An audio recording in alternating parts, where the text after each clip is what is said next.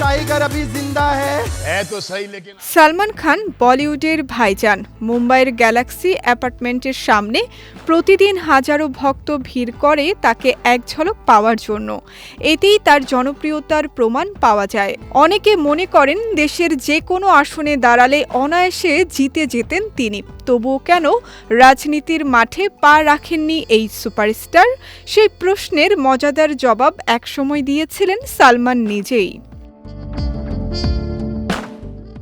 জনপ্রিয় টিভি শোতে হাজির হয়ে সালমান জানিয়েছিলেন ভোটে দাঁড়ানোর ইচ্ছা তার আছে, তবে নিজের বাস্তব অবস্থাও তিনি ভালো করেই জানেন।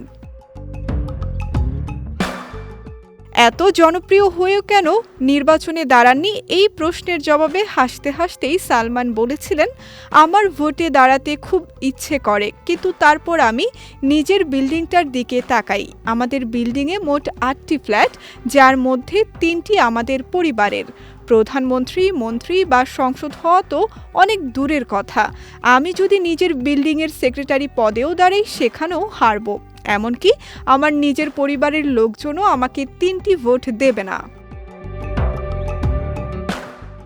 অভিনেতার এমন মন্তব্যে দর্শকদের মধ্যে হাসির রোল পড়ে যায়। কোটি কোটি ভক্তের হৃদয়ে রাজত্ব করলেও পরিবারের সদস্যদের কাছ থেকে ভোট না পাওয়ার আশঙ্কা নিয়ে তার এই রসিকতাপূর্ণ মন্তব্য মুহূর্তেই ভাইরাল হয়। রাজনীতি থেকে দূরে থাকলেও রূপালী পর্দায় সালমানের দাপট একটুও কমেনি।